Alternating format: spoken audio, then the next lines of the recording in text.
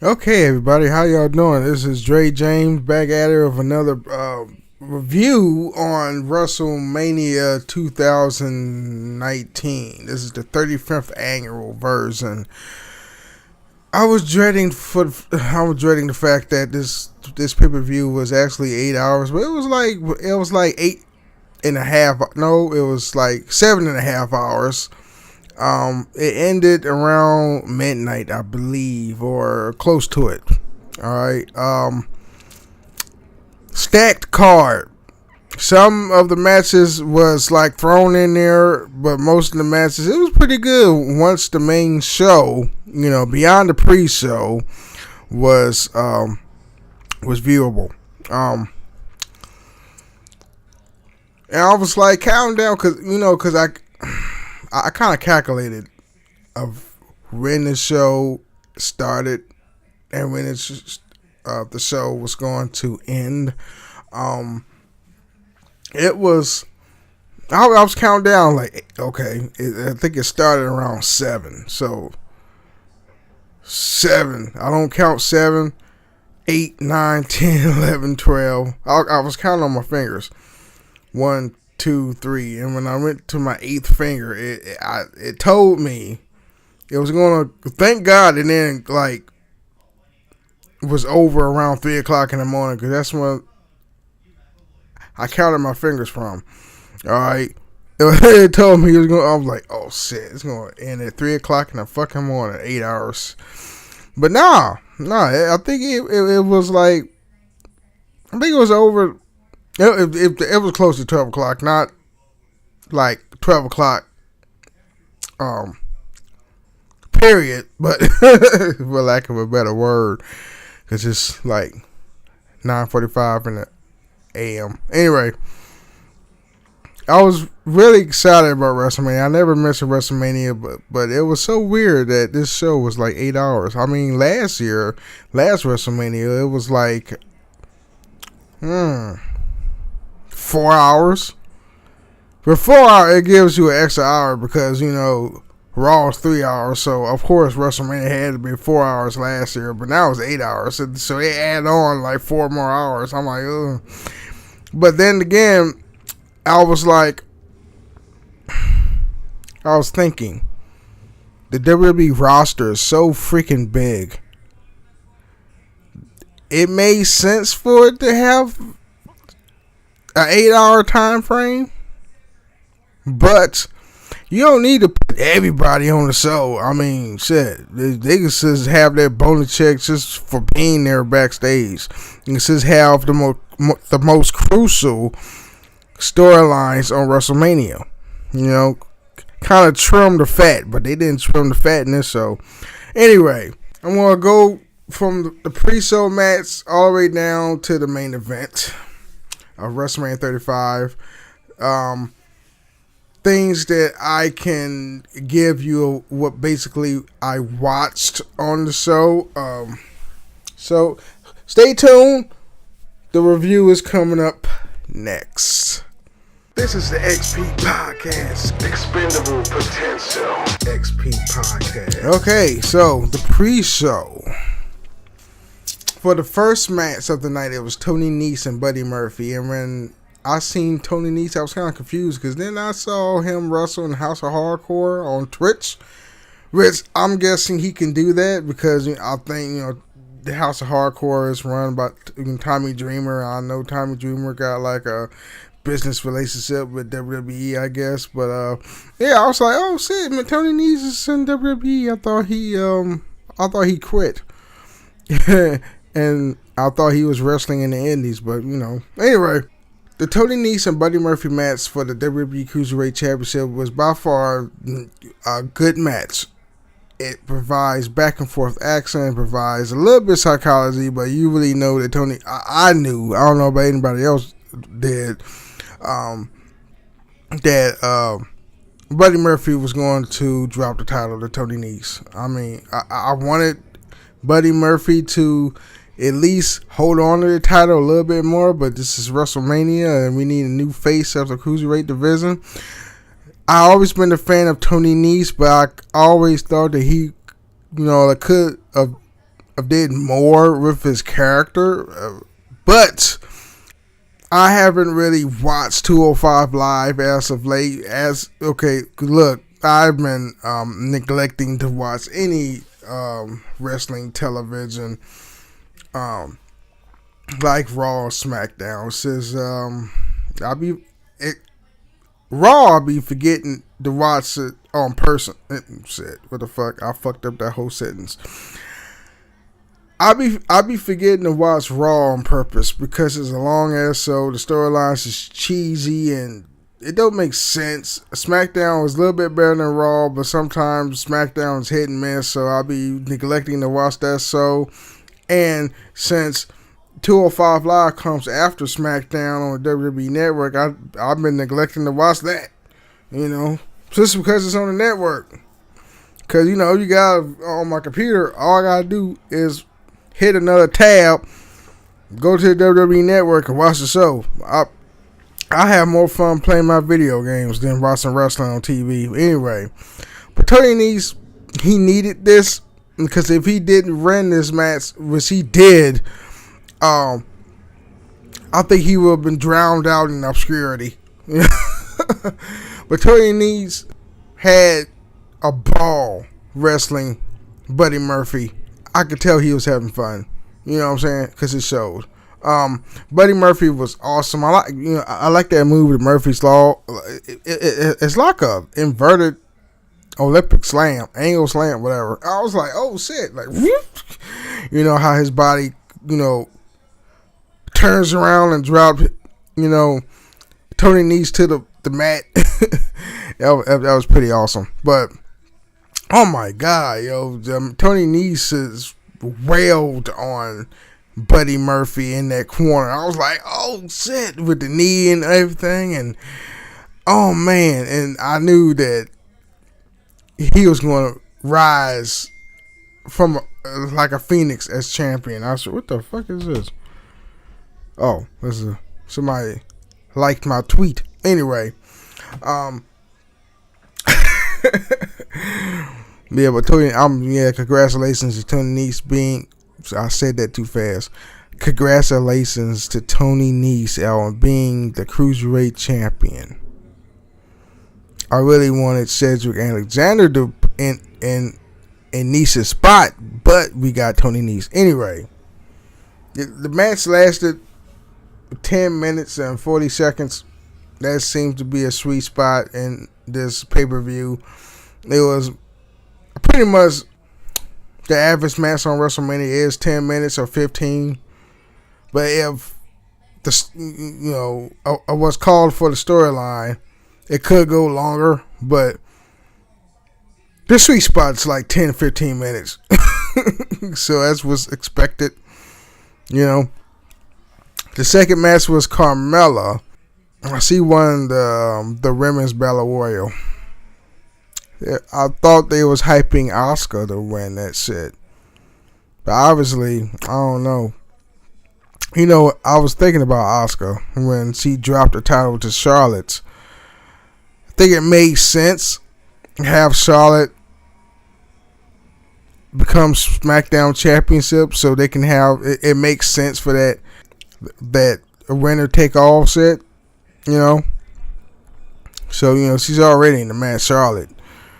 And having her as champion and Becky as champion, it kind of works. I don't know. But Asuka, I thought she was going to win until she got eliminated by somebody. It is what it is, man. Carmella won by eliminating Sarah Logan. Sarah Logan thought she won the big caboodle.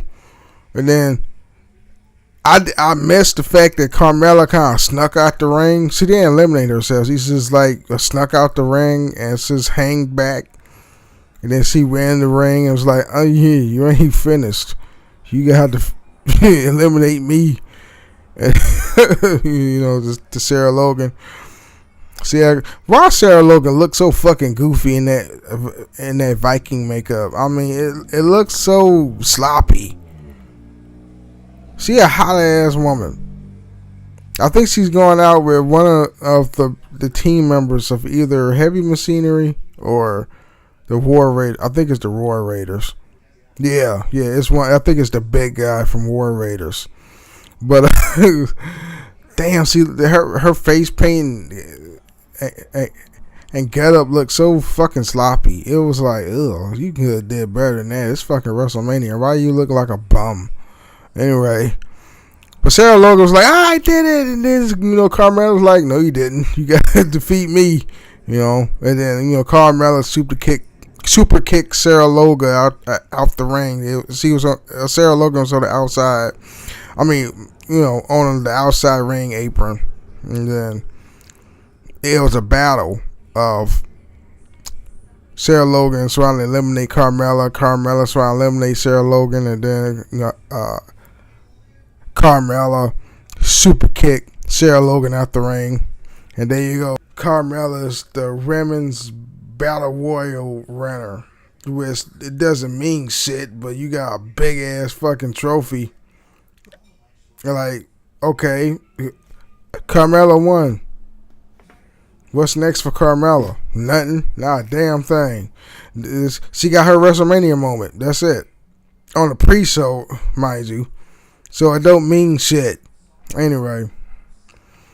It's a short battle royal. It ended like fucking 10 minutes and 30 seconds. Anyway. Then you got the third pre-show match. It was Kurt Hawkins and Zack Ryder defeated the Revival. The fucking Revival was like poking fun on Kurt Hawkins and, trying to be a bully, quote unquote. Me and JD from New York kind of figured it out that, okay, the Revival was going to lose. And I was like, oh, God. Because why would WWE have Kurt Hawkins and Zack Ryder in this match if they didn't have any mention of them winning? I'm like, why would they even have them in a match if they would give you the speculation of, okay, Kurt Hawkins is going to break that losing streak? And that's what happened. Zack Ryder and Kurt Hawkins is now the WWE Raw Tag Team Champions.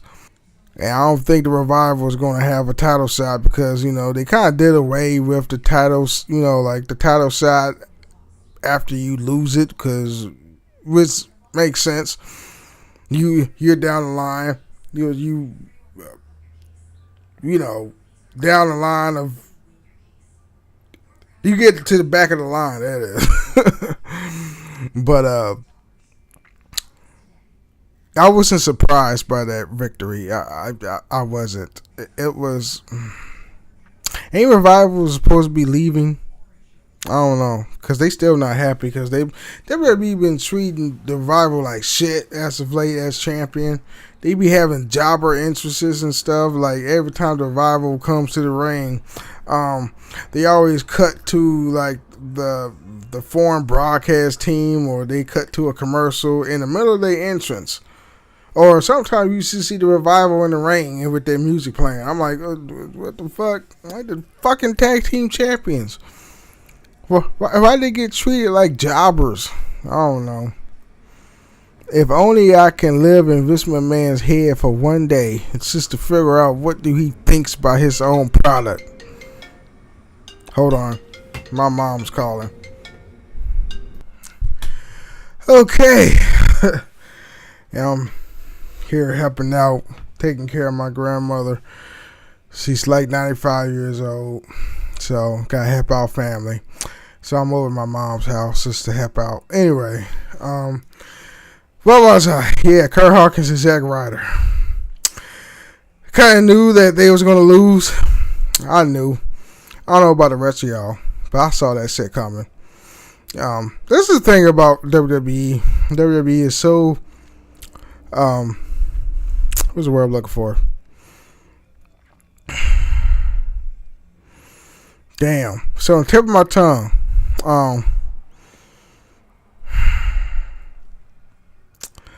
they are predictable. They're very predictable. It took me like 4 minutes to figure out that fucking word. I don't know.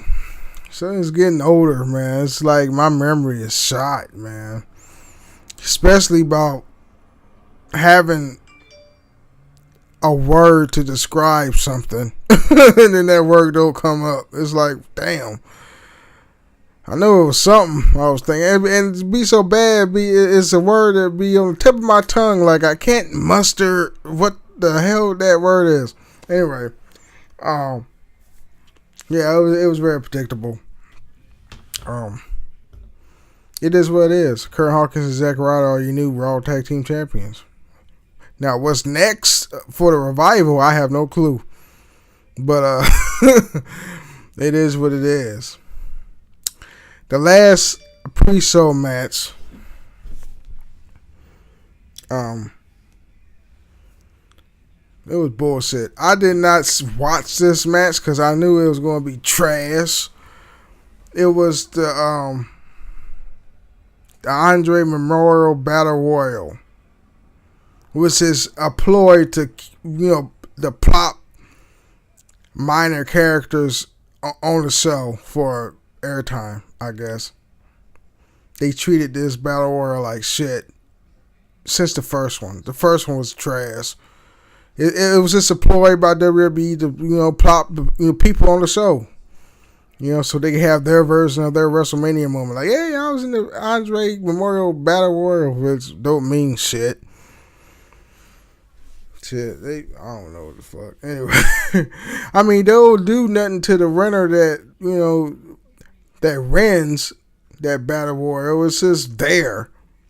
So Braun Strowman won by eliminating Colin Jost. I'm like, okay. Dumb shit. Let me vape.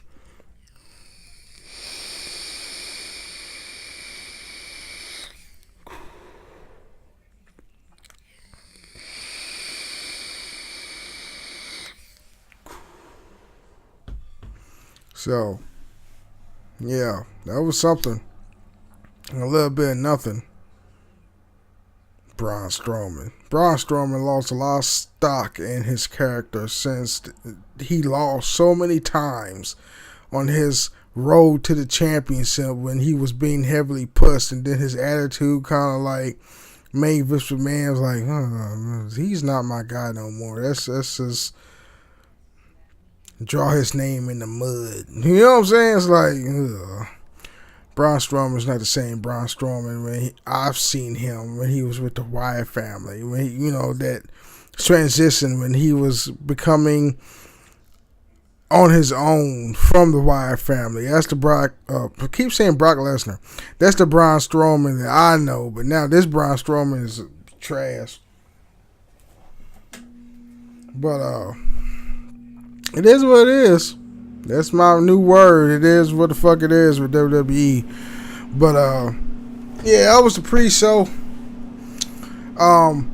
Yeah, things do get better on the main shit. So yeah, there it is, and I will give you more insight and review on the main show, matches 5 through 16. Alright, so stay tuned. Okay, so I'm in a Twitter war with some guy. What's his name? Shit, hold on. Let me go back to my Twitter. Peyton Jr., some shit. Peyton Jr., whatever. Black man. And we was having a discussion whether or not The Rock truly embraced his African American side. Because I haven't seen that. He probably did one time, but I always see him embrace his Samoan side because that's the side that he's been rooted with. As in, that's the side that he grew up with, his mom's side of the family. But I never seen The Rock ever said, I'm proud to be a black man. He basically, you seen in his movies with Moana and all that shit, he embraced his Samoan side more than his African Americans or his African Canadian side, because Rocky Johnson was born in Canada, but it was like he went on this rhetoric, like Like, you are blind. The Rock is a black man. Yeah, he is black. I mean, yeah. I mean, once you have a biracial son, if your father is black and your mom is anything, the blackness, that gene will overpower whatever race you are half in. You know what I'm saying? That's why mixed babies look more like their African counterparts. You know what I'm saying? I mean, if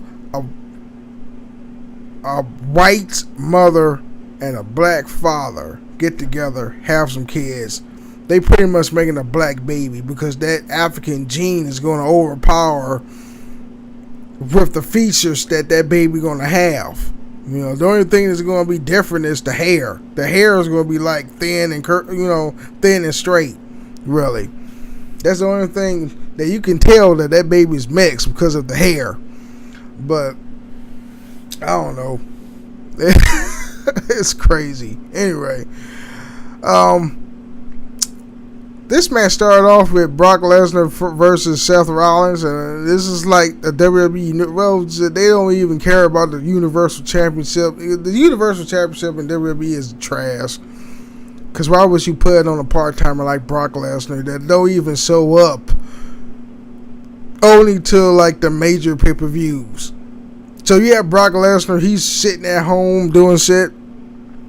And he probably sat at home for a good 5 or 6 months until, not that long, but I'm just saying. He's like sitting at home or doing stuff around the house, and he's just not doing stuff with the title. I mean, if you're the champion, please be there every day. Defend your title. Put prestige to the title. It's just, I don't know. But I get it. You know, Brock Lesnar is a big draw, and he's a special attraction. But you can make him like Andre the Giant. I don't think Andre the Giant held the WWE Championship but once, but he was that special attraction that everybody wanted to see, and he had limited dates, or maybe he didn't have limited dates, Andre the Giant. But he was that big attraction.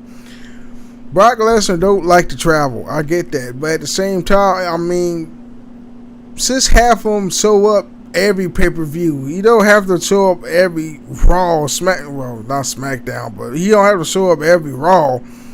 But every time a pay-per-view comes up, even if it's a B-level pay-per-view or it can be one of the big 4 pay-per-views. But we have a new Universal Champion. He goes by the name of Seth Rollins, and he defeated Brock Lesnar with not 1, not 2, but I believe it was 5 curb stomps. Yes, I still call it that.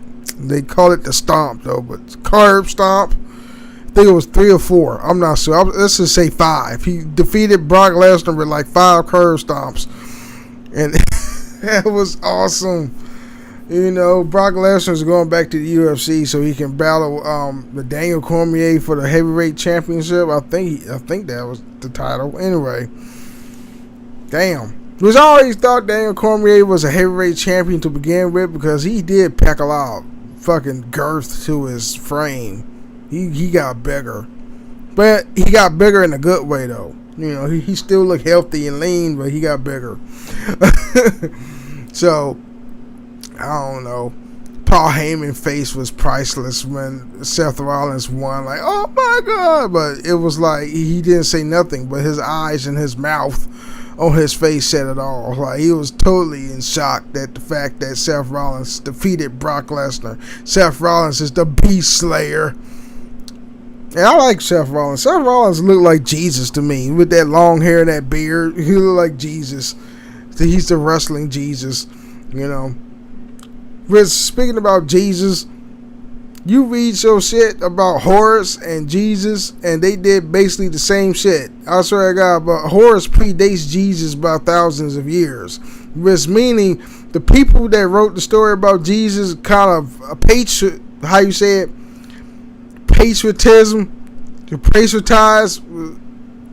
You know, when you take a story off somebody else's shit and then you make it your own.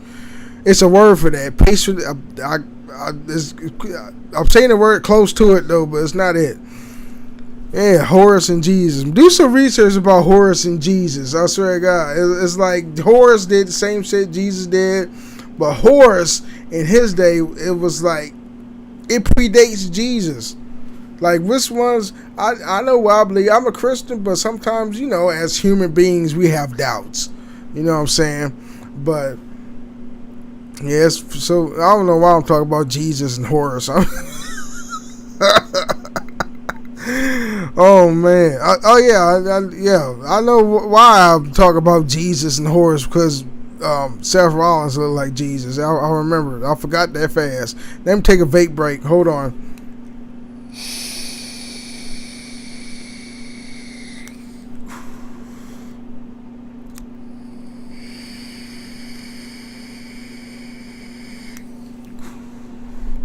Okay, I'm back. The sixth match was AJ Styles defeated Randy Orton. All right, this was like Indie Darling versus WWE veteran match. AJ Styles built the house, and then Randy Orton is like the landlord or whatever. That was a pretty good match. They told a good old school story. They told a story about how the RKO was like. They played on the fact that when the RKO going to happen, that spot when AJ Styles was about to do the phenomenal form, but then he did a step back at it, and Randy Orton kind of like missed his mark intentionally, like, oh, what the hell, you know what I'm saying? But it was along the lines of that, and to have that basic, simple storyline in the ring. That psychology was a good refresher. AJ and Randy Orton did a good job for a regular singles match, and that they told the story, and it was awesome. If you don't know what that story is, you need to go back and watch that match. It was basically, the story was how to evade the RKO and which one was better. That was it. It was short and simple. That's what WWE needs to have in a match. You don't need no extravagant storylines. You need. Paul Heyman said this once, and this is totally true, and I believe him. I've always been a Paul Heyman guy, but it's only 3 things you can sell a ticket, or you can sell a match, really.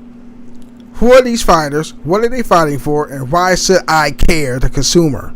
If you can answer those 3 questions, you can sell a match or a ticket or at a pay-per-view in a whole. Alright? As a whole, really. They kept it plain.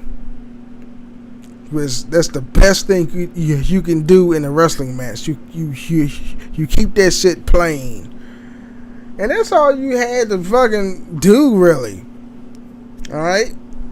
As I move on to the next match, the Usos, Aleister Black and Ricochet, Rusev, and Shinsuke Nakamura with Lana in the bar. Now, as I watched this match, I was looking very hard at Shinsuke Nakamura, and I was like, wait a minute, his outfit looked like a Power Ranger. I swear, I was like, motherfucker, saying that shit, like, hey, I read Shinsuke was like, it's morphin' time with the little morpher, and he turns into the Red Ranger. I was, man, anyway, it would be nice if Shinsuke and Nakamura have the tag team championships, or even the bar for that reason, and not Aleister Black or Ricochet. I think they better by themselves, really. I don't know why they still in the tag team. But what make things funny is, did I see Ricochet and Aleister Black on SmackDown once competing for the tag team champion? On Raw once for the tag team champion, and they went to SmackDown. I don't know.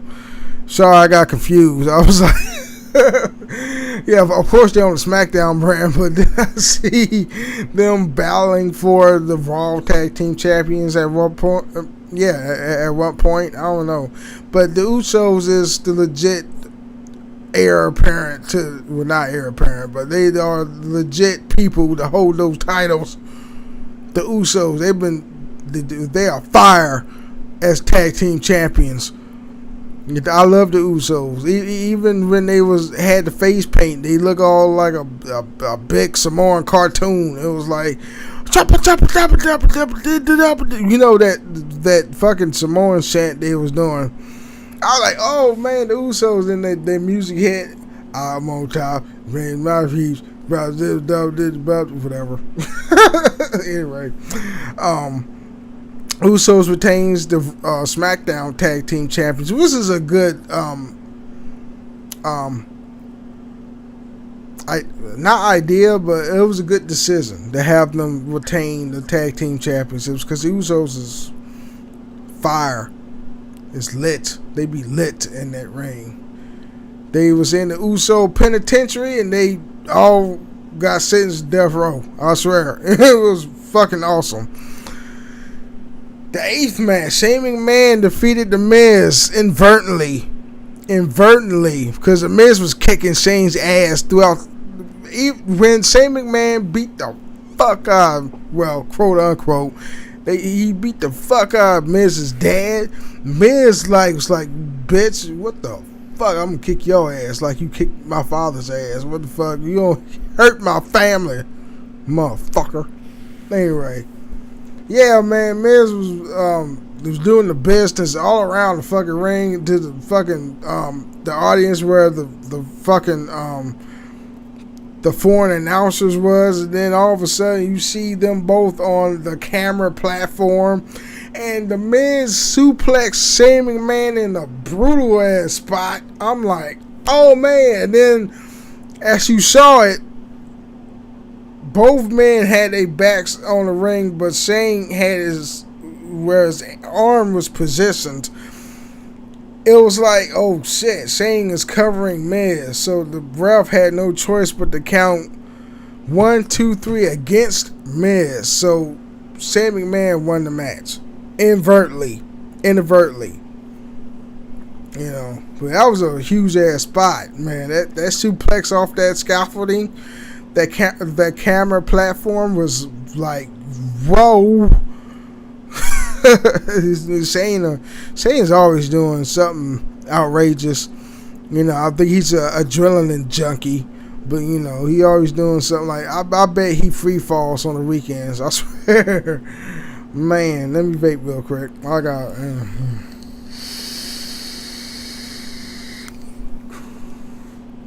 But yeah, that shit was like, wow.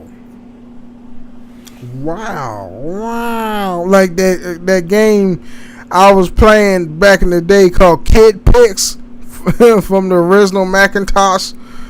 You draw on that shit, and they got this one thingamabob where it changes your design and then it makes a sound effect like wow. It was like that, man. That match was wow. Oh, it was a wow moment. Anyway, the women's tag team match was a piece of shit. I didn't like that. Basically, the Iconics won. Now, I would be alright if Sasha and Bayley still retaining championship. Or I will be okay if Beth Phoenix and Natalya. Hope Nia Jackson, to me, I don't want them to be tag team champions. But the Iconics they have been used like trash since day one when they went to the main roster. They was nothing more than a comedy act. It wasn't. There's nothing serious about the Iconics. And due to the fact of how they won, proves my point. I know they got wrestling experience. I know they know how to wrestle, especially Peyton Royce. Peyton Royce can do some business in that ring, but it's the way to how they are used as a pairing. A joke of a tag team, the Iconics. They look good. Especially Peyton Royce. She got some nice lips. You know, both of them. Peyton Royce and Billie Kay. Okay, Billie Kay looked like a Valkyrie or something. She had black wings on her back. And then Peyton Royce had like the magnificent horns on her head and shit. I don't know. I think it was. She looked like Magnificent. I think that's how you say her name.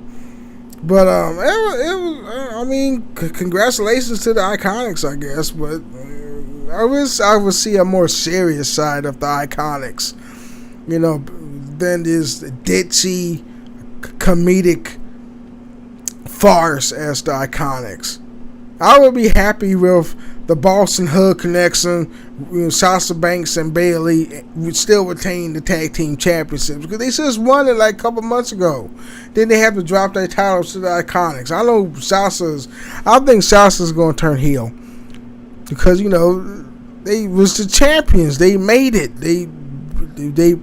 They proved a lot of doubters that there could be a tag team, women's tag team. But I don't know. Since he's paired up with Bayley, I doubt it she'll turn heel because Bayley's a natural face. But I don't know. So this was the waste of time. It took 45 minutes. Anyway, moving on. So Kofi Kingston, the first ever WWE full-blooded champion. The Rock is the first mixed blood champion because he's half Samoan and half black, but he's a black man since his father is black. But anyway, The Rock is the first mixed blood champion. Kofi is the first full blood champion. And you kind of knew that Kofi was going to win because Daniel Bryan. The next pay-per-view is going to be, should I call it? Yeah, I could call it a pay-per-view. The next pay-per-view in May is going to be, I'll say Crown Jewel. I think it's going to be still called that. The Saudi Arabia show. He's not going there. So, of course, Kofi Kingston going to be the champion. But ain't Backlash supposed to be the next pay-per-view? I don't know. No, I don't think so. The next pay-per-view, because it's April. May is next month. So the next pay-per-view is going to be the Saudi show. At least that's what I hear. Good back and forth action. I've never had an idea that Daniel Bryan was going to, regain still attain the championship. I always knew that Kofi Kingston is going to win. He is. And it was a good sight to see. To see a black man finally hold up the WWE champion. A black man. He's not mixed with nothing. A black man is a WWE champion. And I think Kofi's probably going to hold it to SummerSlam. This is a good run because SummerSlam was like in August. It's going to be a good run. But it is what it is. It's awesome. He celebrated with his kids. That was an awesome moment. He was chilling, celebrating with his brothers at the New Day with his kids in the ring, and that took like 15-20 minutes. So that was a good feeling. Then you have Samoa Joe defeated Rey Mysterio so Samoa Joe, he retained his United States champion. I don't know why they had this match still on the card. It was like not Samoa Joe. Rey Mysterio was injured. His ankle. He's battling an ankle injury, but a warrior as Rey Mysterio caliber was like, I'm still going to wrestle. Probably did damage to his ankle a little bit more than what it needed to be. But there was over and quick and like, what's the time for a minute? There was the shortest match on the card. Rey Mysterio lasted for a minute. That says something. It's very negative, but it says something. A minute. says everything about Samoa Joe too. Like, damn, you treat me like shit. I don't know, whatever. I don't know what the thoughts in their minds was about that match though, but it was bullshit. Really, a minute you could have added somebody else to fill in for Rey Mysterio. But I don't know, since it was WrestleMania and Rey Mysterio got pride, I was like, fuck it, I'm going to wrestle, even though my ankle was fucked up. Anyway, so Samoa Joe retains the WWE United States Championship, and everything is back to normal a little bit. Whatever. Next match on the card, Roman Reigns defeated Drew McIntyre. We knew Roman Reigns was going to win. Drew McIntyre has been that motherfucker. He was awesome. He still is awesome. Roman Reigns is bland as shit. If you know, to make the storyline real good is to have Drew win. So that whole dynamic between Drew McIntyre and Roman Reigns will like strengthen and become even more stronger. Like you have the next night on Raw, you have Drew McIntyre boast and brag about how he beat Roman Reigns at WrestleMania, and then he's the best, and I'm the new dog of the yard, whatever. That could be some interesting TV right there. But then you have you have the Golden Boy wins against Drew McIntyre. It was apparent he could be the new face of the company. You have the agenda effect of Roman Reigns win against Drew McIntyre. It's just boring. You know how bland Roman Reigns is. That's why he's not really that bitch to the crowd. It's like, he's a good guy. He's more so of a locker room leader. I'm talking about Roman Reigns. But as a character, he sucks. He's so boring. That's why he sucks. A bland character. He needs to drop that Roman Reigns character and just be himself with the volume turned all the way up. Or should take some time off, be off TV, and then see if they can find some new ways to enhance his character in a modern 2019 way. Because Roman Reigns been out there since I think 2010. I'm not sure. I mean, I don't think it was that fucking in the past though, but it just didn't do it for me. It was bland. It was stale. Nobody got over. It was just there. That's my opinion. But nobody got over in that match. Drew was the favorite, I know. Roman is always going to be stale. I think WWE has a way of, like, with Roman Reigns, like, if it's not broke, don't fix it. But Roman Reigns been broke. That character is stale as shit. And it's not... The only thing that's good about Roman Reigns is that he beat leukemia. That's the only thing that's good about Roman Reigns. But as a character, that game is boring. So, you know what? Triple H defeated Batista. Okay, before the match started, Batista was trying to walk inside the ring and he tripped on, I think, the middle rope. And you can hear Michael Cole like, oh. Like, oh, wow. They was not laughing. It was not. It wasn't as funny as Titus O'Neil slipped underneath the ring and what's his name?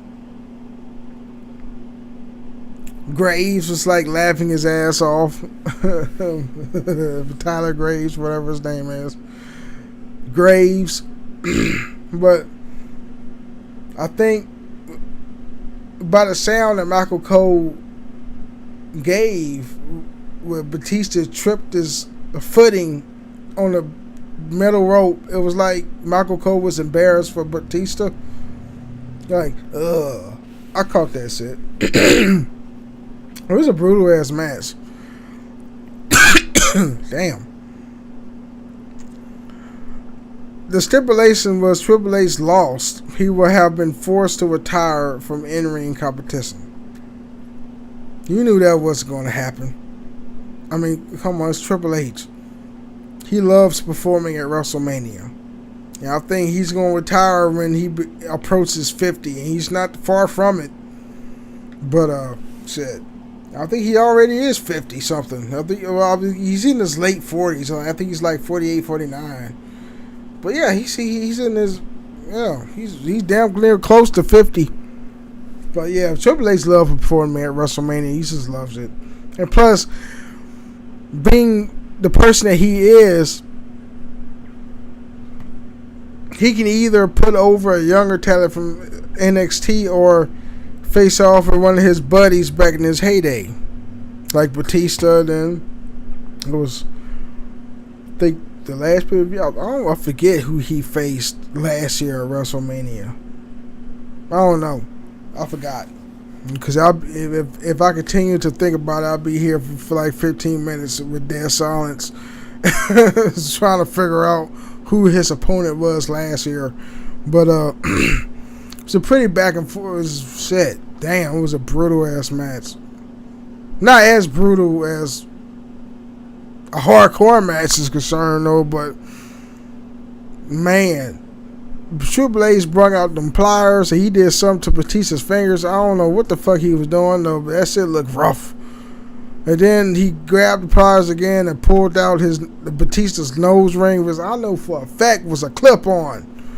Cause the way, how the fuck, that was a clip-on earring. If that was a real earring, flesh would be broken. He would have been bleeding more than what it was, and that was a clip-on. That shit was a clip-on. But anything else, it was a pretty decent, solid match. And then I wish it told a better story. Like, if it was more brutal, like John Cena and Brock Lesnar Extreme Rules, that kind of brutal, man, that would be awesome. If somebody walked away from that match brutalized, it would have been awesome. It would be so fucking awesome. But it was something. So yeah, Triple H won. Batista lost. It was next match, Baron Corbin defeated Kurt Angle. This was bullshit. Everybody was like shocked. Like, what? What? It wasn't as shocking as Brock Lesnar defeated The Undertaker, but it was, everybody was like in awe and shock. Like, what? There was a throwaway match. It should have been like that because it was Kurt Angle's final match in WWE. I don't think it was going to be his final match ever, but it was his final match in WWE. And Kurt Angle put over Baron Corbin. He's the younger guy. Kurt Angle's old, so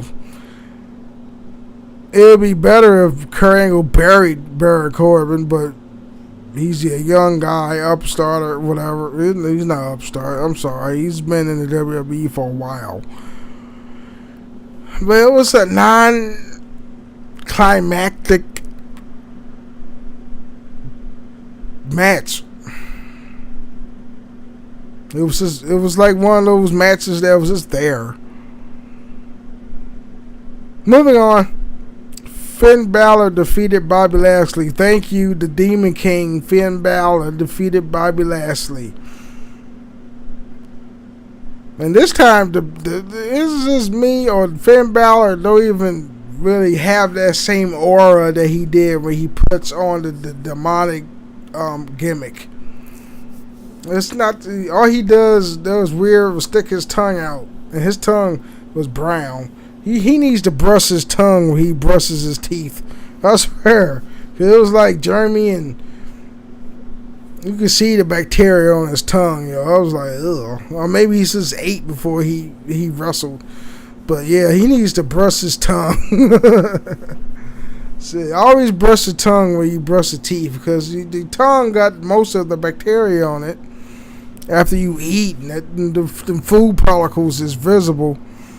That shit looks disgusting. Fake break.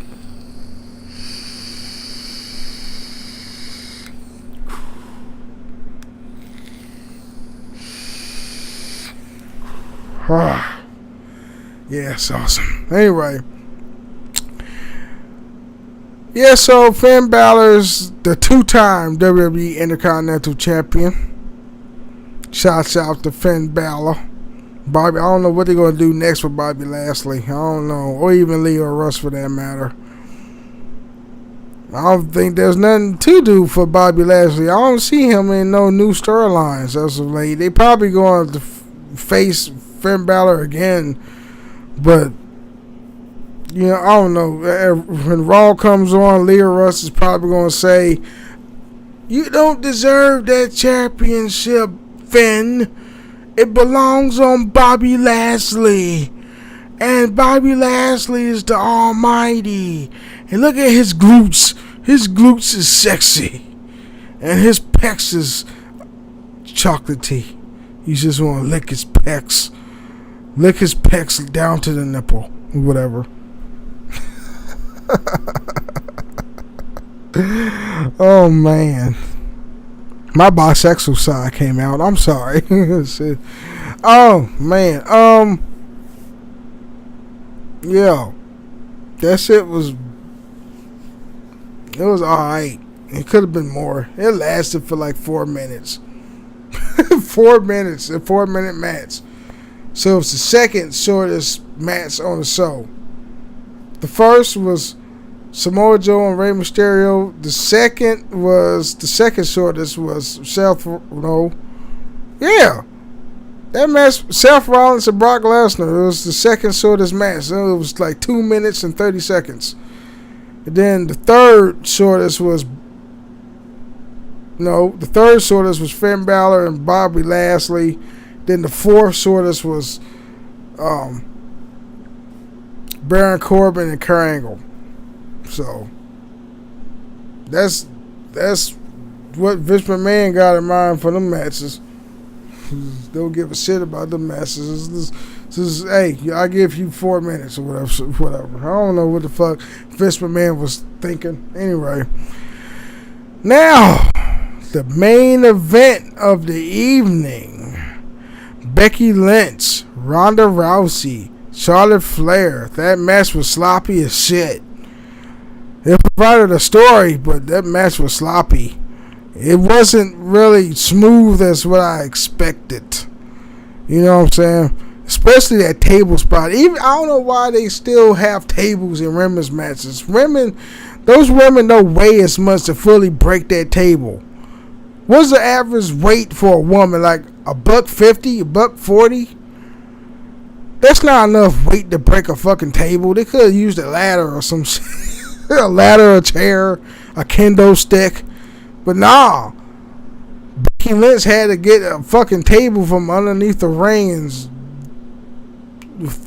trying to play it off like she gonna do something with it. I don't know. Tables do not work in women's matches because a woman in WWE don't weigh as much to break that damn table. It ain't like a full-size man that's heavier. The average weight for a man is probably like 220 pounds. That's 220 pounds of force breaking into a table, and this is better than $150 of puny force. Just cracks the table. Don't even breaks it. Just bends it a little. But the match was sloppy. You knew Becky Lynch was going to win because she's the man and she's the only one that was really over. So it makes sense for Becky Lynch to win that championship. She's both SmackDown and Raw's women's champion. Deal with it, because if you always wanted to have Charlotte Flair to win, or even Ronda, if you even paid attention to the storyline, you would figure out that Becky Lynch was going to win. She's the only woman that was really over. Ronda Rousey was a heel. Charlotte is a heel. Becky was the only one that was a face, and she was really over with the crowd. That bitch that was so over with the crowd that everybody loved Becky, and WWE sees that. That's why they put her as the face of the women's division. I mean, look at her monikers, The Man. How the fuck she gonna have that moniker, The Man, if she wasn't gonna win the title as that important bitch? So Becky Lynch is our champion. Now the celebration was after the match was kind of uninspiring because this being an 8-hour event, it kind of drained the crowd. So you didn't hear too much of the crowd. I mean, you heard something, but it wasn't as louder than that the Kofi Kingston match with Daniel Bryan. After that match, the crowd died down. Because you can tell. Anyway, that's it of the WrestleMania review. I'm going to compile this together and put it on YouTube and on my podcast medium, which is Anchor. And I enjoyed the show, even though it was long as fuck. And I'm glad that day is over because that shit was, wow, that was long as hell. Anyway,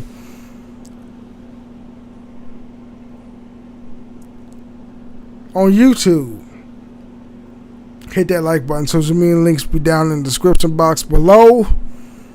Subscribe, hit that bell notification. Now on Anchor, heart this show. That tells me that you enjoyed it. Whatever, you want to see more, we'll see. You want to hear more on my podcast if you heard it. But I had a pretty good experience watching WWE WrestleMania 35. So, yeah. Peace out.